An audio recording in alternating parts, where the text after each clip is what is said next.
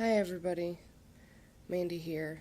Just as a recap, I'm doing my internship at Hospice here in Ohio, and um, so far this week has been a pretty busy week.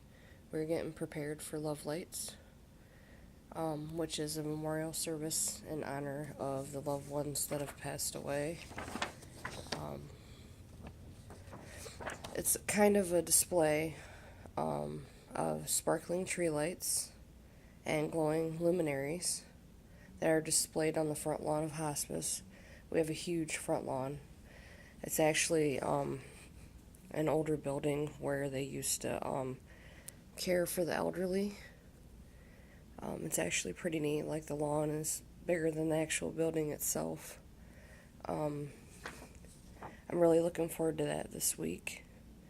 The ceremony symbolizes the love and light that continues to shine in our lives in remembrance of our loved ones. Um, they're um, really getting ready for all that the last few days, so I've been helping with that. We have boxes and boxes and boxes of the little battery operated tea lights that we're going to be using instead of candles, because there would be no way we would be able to light all those candles. Um, this week was kind of rough for me, as I was notified that two of the people that I've followed since going into the homes with the nurses actually passed away quite quickly. Um, I'm not kind of sure how to deal with that yet, as these are the first two that I've actually lost while I've been at hospice. The other ones have kind of been around for a while, but I mean, it is hospice, so it's gonna happen. I've been talking to my field instructor about how to kind of deal with that, and we talked a lot about self-care and how that was extremely important.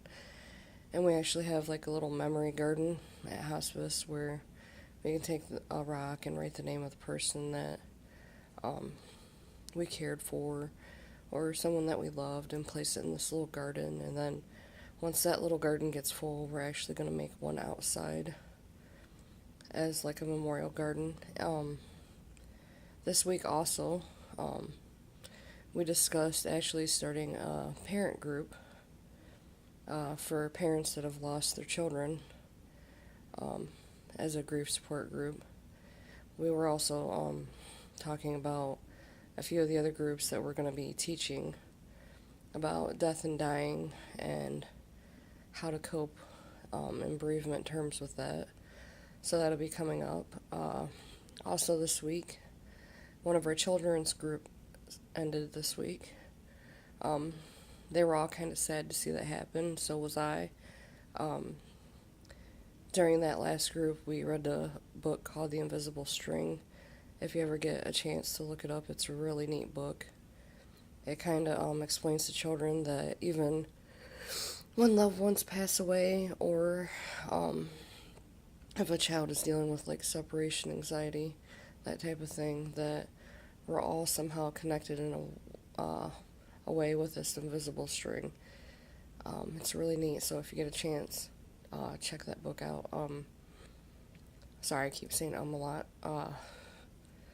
Trying to think of what else we're doing this week. Oh, this week we're also going to be doing some follow-ups with the two individuals that just passed away and their families. Uh, let's see. We're also going to be working on some other. Oh, we're working on the grief uh, bereavement workshop. That'll be coming up here in about 2 to 3 weeks, so we've got to finish getting everything ready for that.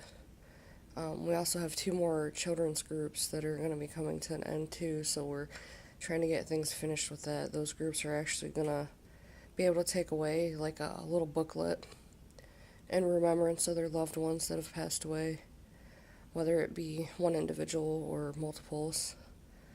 I know for one child we had, he lost his father and then his grandfather, and then he ended up losing a sibling, so that was kind of hard for him.